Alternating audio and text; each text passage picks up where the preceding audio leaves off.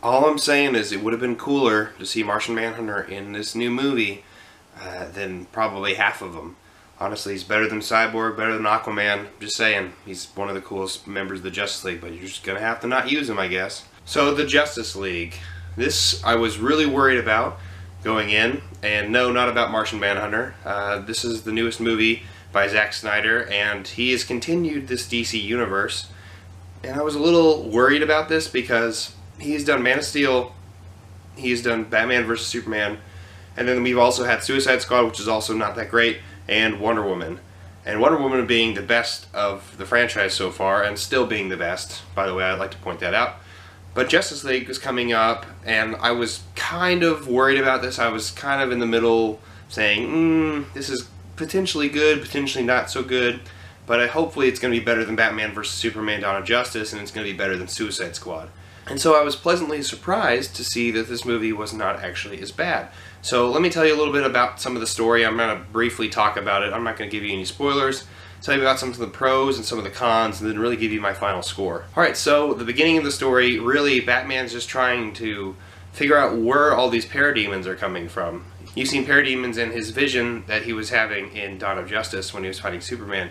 And they're actually finally here, and they're trying to do something, and he doesn't know exactly what's going on. So he calls on Diana, who is in the middle of, kicking ass, but also at the same time working at a museum.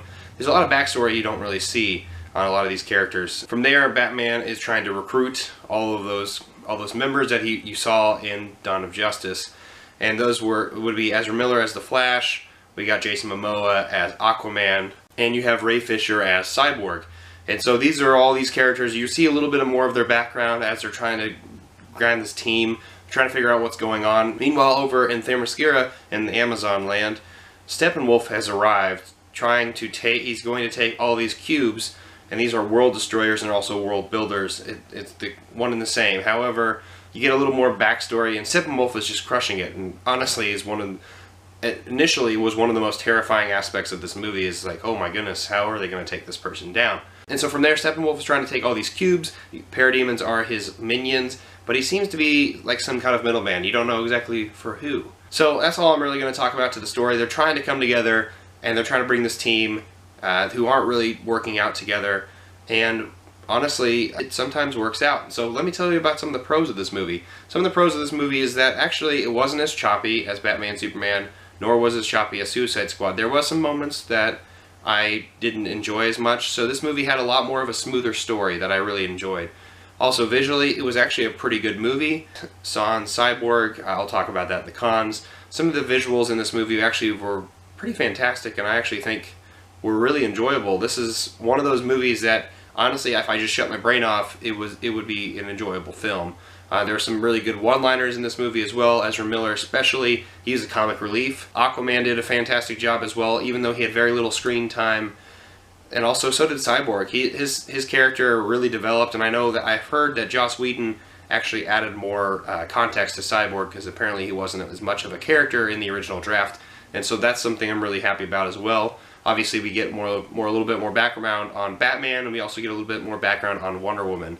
So you get a lot of those character development that you see, but it doesn't seem like it's all there, and that's where I'm going to lead into the cons. This movie is only about 2 hours long.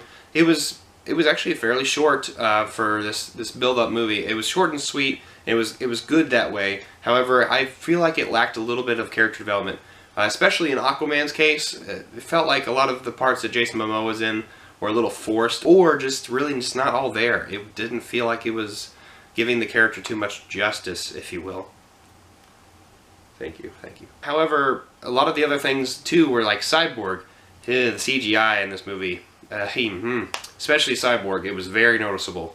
Also, on Steppenwolf, the villain, some of the CGI was also just not the greatest. And I get what DC's trying to do. They're trying to be, obviously they're a comic book, and they're trying to make it a little bit more fantastical.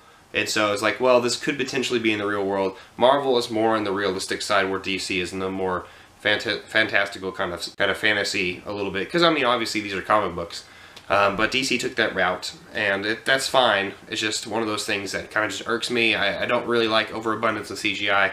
Cyborg really suffered from that occasionally, and that's something that I saw There's also a couple of flash scenes that when he was running, I was like, ooh, that's not that good. However, honestly, overall, the cons aren't as bad as I thought. This, like I said, there's not very much character development.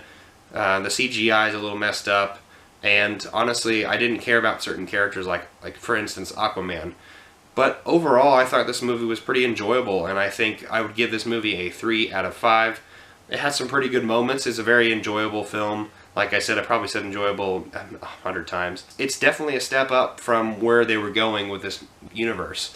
And I think Wonder Woman and Justice League were good positive steps towards this entire universe, and I'm kind of excited to see the next iteration, and really also a little nervous as well, but that's what this is all about. That's what this entire franchise is about. It's trying to compete with Marvel a little bit. So I want to hear your thoughts down on Justice League down below. I want to hear your comments on that. Also, don't forget to give me a like. Also, share this video, and also subscribe.